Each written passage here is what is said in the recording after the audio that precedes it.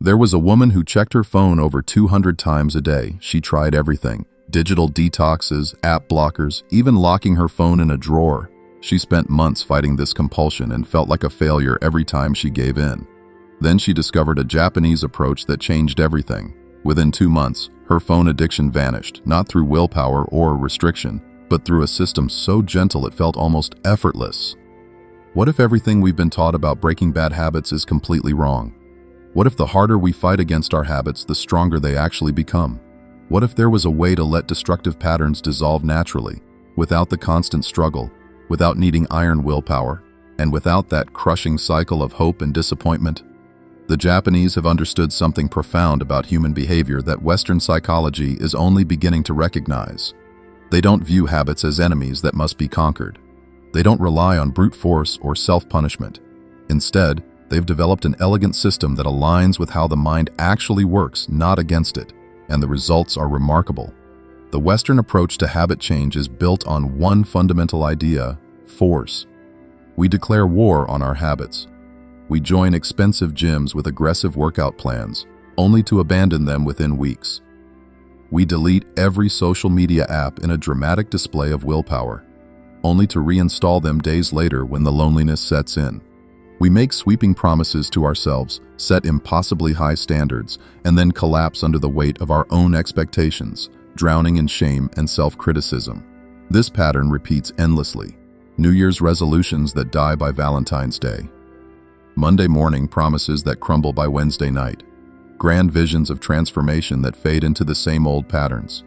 We keep doing the same thing, expecting different results, never questioning whether the approach itself might be the problem. The Japanese system starts from an entirely different foundation. Instead of viewing habits as moral failures or character flaws, they see them as patterns that once served a purpose, however misguided that purpose might have been.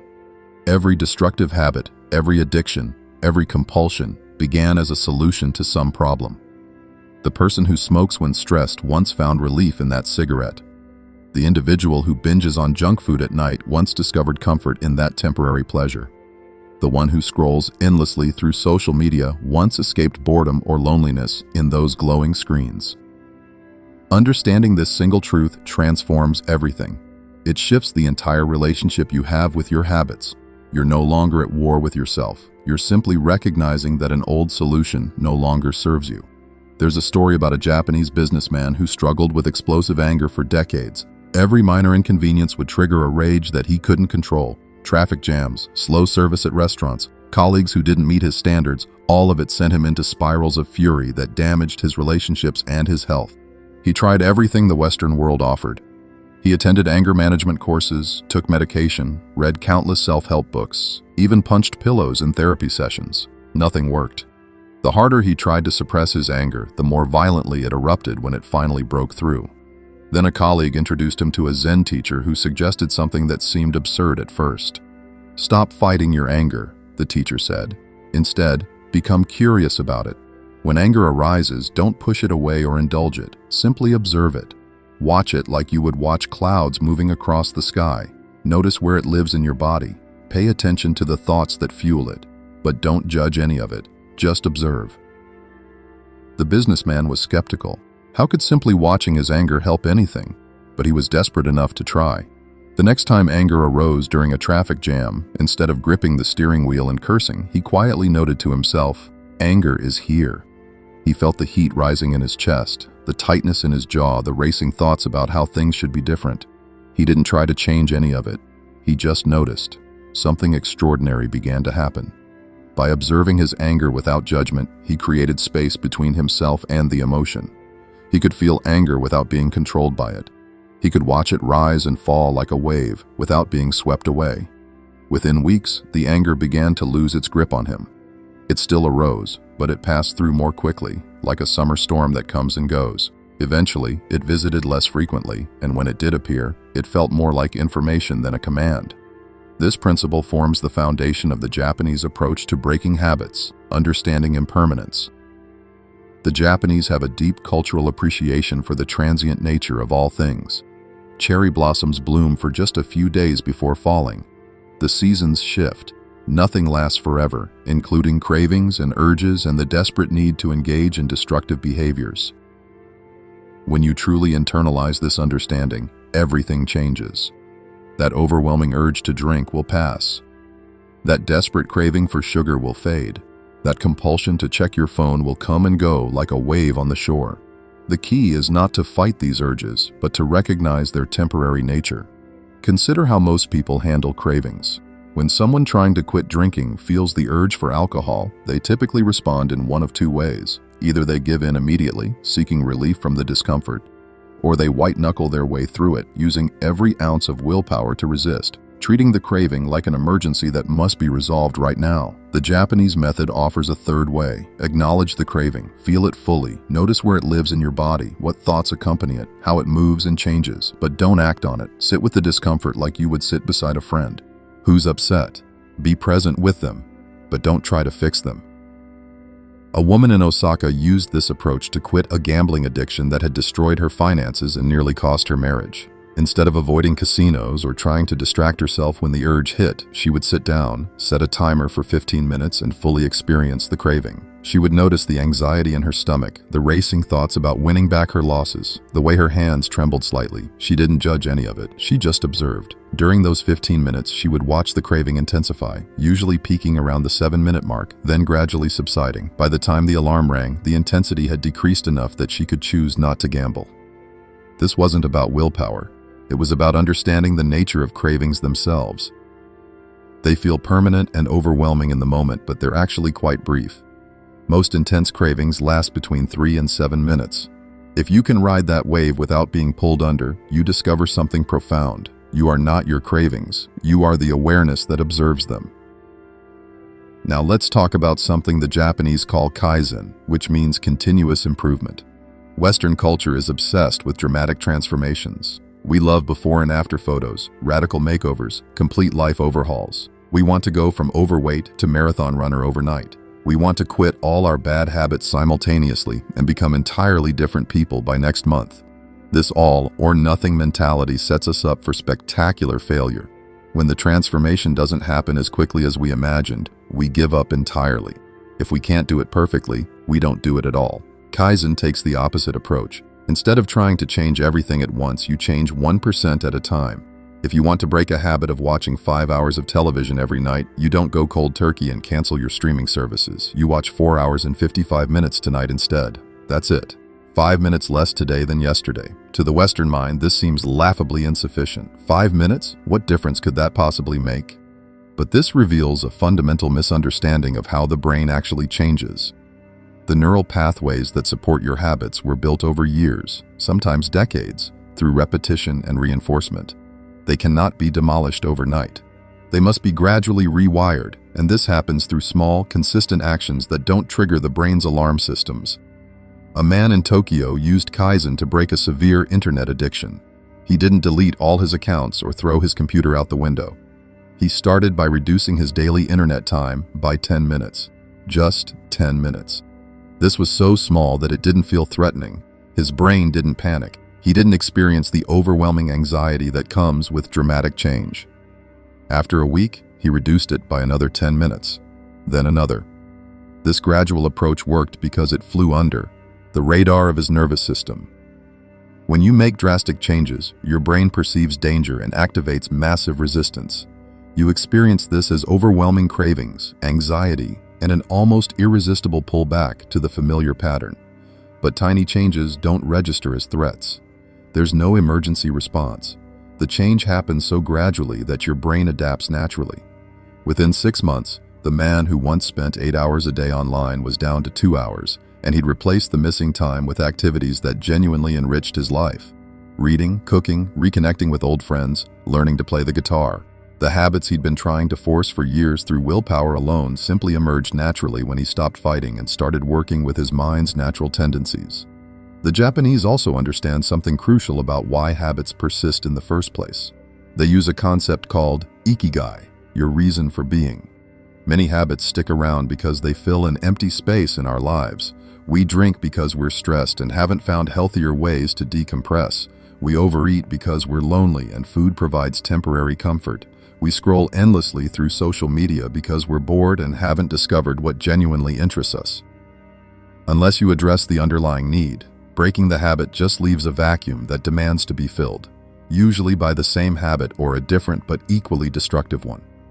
The Japanese approach says to discover what truly gives your life meaning and gradually replace the destructive habit with something that aligns with your Ikigai. This isn't just about swapping behaviors. It's about understanding what you're really seeking through the habit and finding an authentic way to meet that need. A teacher who struggled with shopping addiction realized through reflection that she wasn't actually addicted to the clothes and gadgets she bought. She was addicted to the feeling of anticipation, the brief excitement of wanting something and getting it. Online shopping provided a dopamine hit that temporarily relieved her anxiety about her unfulfilling career. Once she understood this, she began exploring what kind of work would genuinely excite her. She started taking photography classes on weekends, something she'd always been curious about but never pursued.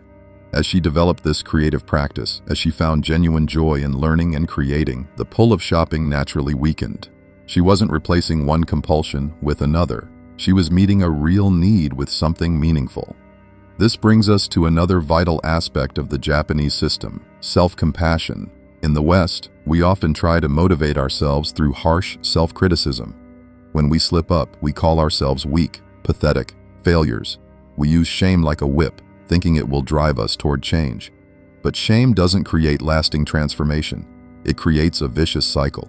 When you shame yourself for a habit, you create an internal war. Part of you becomes the harsh judge, and part becomes the rebellious child. These parts fight each other endlessly, wasting energy that could be used for actual change. Worse, the shame itself often triggers the very behavior you're trying to stop. You feel bad about yourself, so you seek comfort in the habit, which makes you feel worse, which drives you back to the habit again. The Japanese emphasize treating yourself with the same kindness you would offer a good friend who was struggling. When you slip up, and you will, you respond with understanding and gentle encouragement rather than punishment.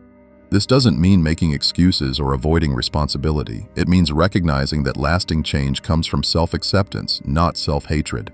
You cannot hate yourself into becoming someone you love. A woman who struggled with binge eating discovered this after years of failed diets. Every time she overate, she would launch into brutal self-criticism. This made her feel worse, which triggered more emotional eating. It was an endless loop. She learned to practice a different response. When she ate more than her body needed, instead of attacking herself, she would simply acknowledge what happened. I ate more than I intended. That's a fact, not a moral failing. Then she would get curious. What was I feeling before I ate? What need was I trying to meet? This gentle inquiry, free from judgment, allowed her to start recognizing patterns. She overate when she felt invisible at work, when she spent weekends alone, when she worried about money. With this awareness, she could start addressing the real issues instead of just fighting the symptom. The Japanese system also recognizes that breaking a habit isn't really about breaking anything at all. It's about building something new. You don't destroy an old pattern so much as you outgrow it. Think of it like a tree that grows around a fence. Eventually, the fence becomes irrelevant, absorbed into something larger. You develop new patterns that make the old ones unnecessary. This is why the Japanese focus on creating positive routines rather than just eliminating negative ones. Nature abhors a vacuum. If you simply remove a habit without replacing it with something meaningful, you create an unstable situation. The old pattern will likely return because it served some function, even if that function was just filling time or providing familiar comfort. Think of habits like paths through a forest. You've walked the same route so many times that the path is clear and easy to follow. Your feet naturally take you there because it's the path of least resistance, even when it leads somewhere you don't want to go anymore. You can't simply erase the path, but you can create a new one. At first, the new path is difficult. You have to push through undergrowth, step carefully over unfamiliar ground. It requires conscious effort and attention. But each time you walk the new path, it becomes a little clearer, a little easier. The grass gets trampled down. Meanwhile, the old path, unused, begins to grow over with weeds and brambles. Eventually, the new path becomes the natural, easy choice. And when you glance back at where the old path used to be, you can barely see it anymore. This is exactly how neural pathways work. The connections you use frequently become stronger and faster. The ones you don't use gradually weaken. Change isn't about willpower, it's about repetition. It's about patiently walking the new path again and again until it becomes automatic. A man struggling with a pornography addiction applied this principle by creating a new evening routine. Instead of spending hours online after work, he started going to the gym immediately after leaving the office. At first, this was hard. His mind protested. His body wanted to do what it always did, but he committed to just going to the gym and spending 20 minutes there. That's all. He didn't have to have a perfect workout. He just had to show up. After 2 weeks, the gym had become part of his routine. His body started expecting it.